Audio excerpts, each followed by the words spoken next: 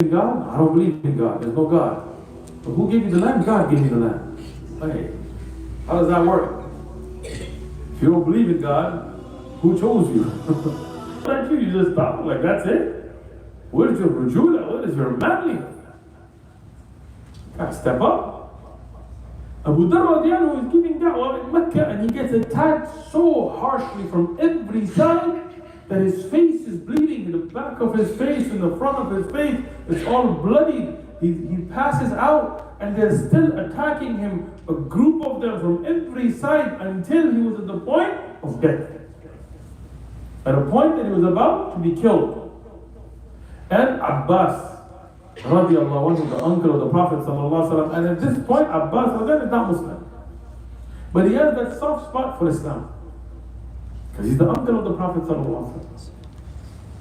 So he throws his body on top of Abu Dhar and he protects it. And he tells the Quraysh, what are you doing? You know this man is from Banu Ghifar. And your caravans go by. Now interestingly, Banu Ghifar would attack the caravans.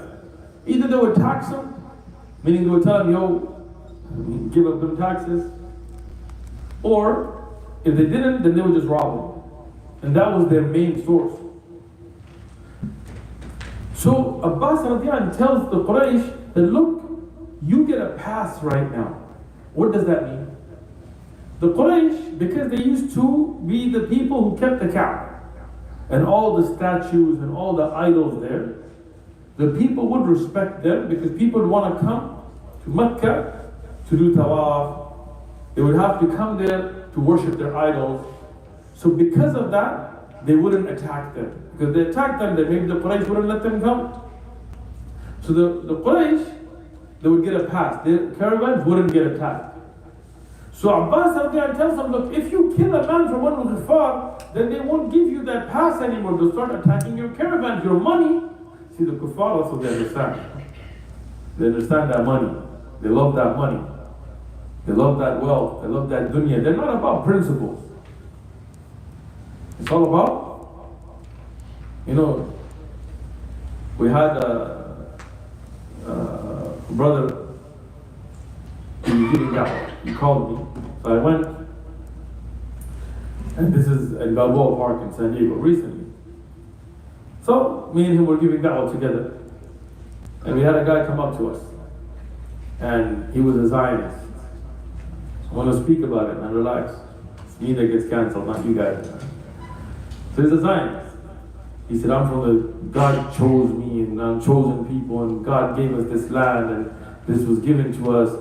So I started talking to him about Islam, and then he's like, I'm an atheist. What? Do you believe in God? I don't believe in God. There's no God. But who gave you the land? God gave you the land. Hey, how does that work? If you don't believe in God, who chose you? If you don't believe in God, how do you make a claim God gave you this land? And the videos online, you can see them. Yeah. So, what's it really about? It's not about God. It's about money. It's about control. It's about land. And when you hurt that money, that boycott hits, oh man, you start getting worried. Right? So here, when the Quraysh was reminded that, look, this can affect your trade and your wealth, then they backed up. See, it wasn't about principle, right? Then they backed up. Now Abu Dhar is at the point that he's been beaten, physically bloodied, to the point of almost being killed.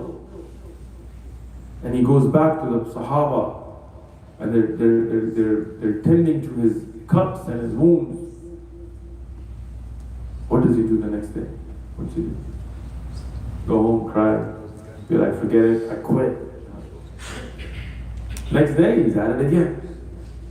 Goes up, Ya Ma'ashar Quraysh, Ashhadu an la ilaha illallah, wahdahu la sharika la, Ashhadu anna Muhammadan abduhu wa rasuluh. Allahu Akbar. These were rijal, these were men, these were a qudwa, an example for us to look up to. They were firm. They weren't like, oh, I got made fun of, so I'm going to go home and cry, sit in therapy and shave my beard and change my name and take off the hijab and take off the niqab and, oh, it's too much, I can't do it, we're in America, we need to change Islam, no. stand on game, stand on tawheed, firm. What happens the next day? He gets attacked again. Again, from every side. People attacking him, people hitting him, not like a one-on-one standoff fight, no, from every side.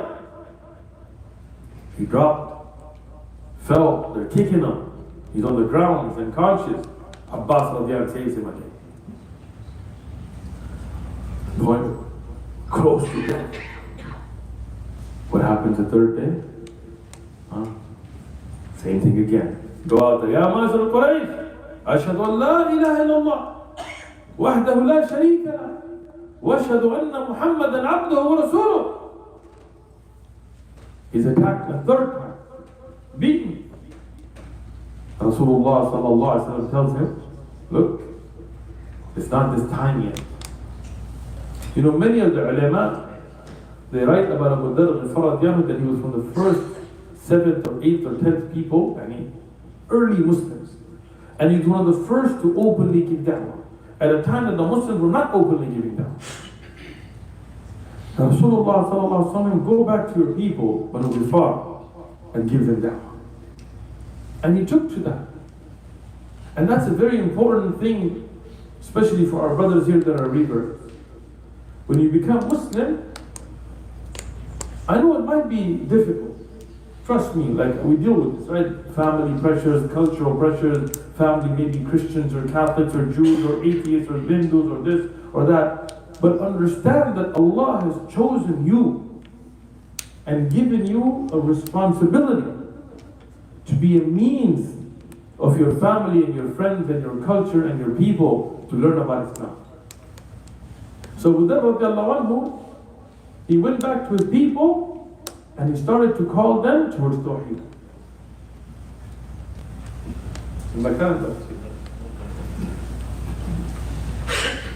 So Abu Dhar radiallahu anhu, when he went back, he saw his family. He said, I don't want to talk to you guys. They're like, what happened? They loved him. He said, no, I'm a Muslim. They're like, what's a Muslim? And he gave them da'wah. And his wife, and his parents, and his close family, he started giving them da'wah. And he stayed with Banu Ghifar, giving them da'wah for years, patiently, until Hijrah happened, Badr happened, and he's still there giving them da'wah. Until a time when the people of Mecca, they heard that an entire army was going. And when they wanted to find out what's going on, because there wasn't a war, they heard that Banu Ghifar came to Medina and the entire Qabila became Muslim. Allahu Akbar, from one person. You know, till today, when I go to Saudi, I meet people that their lineage and their Qaba'il go back to Banu Ghifar.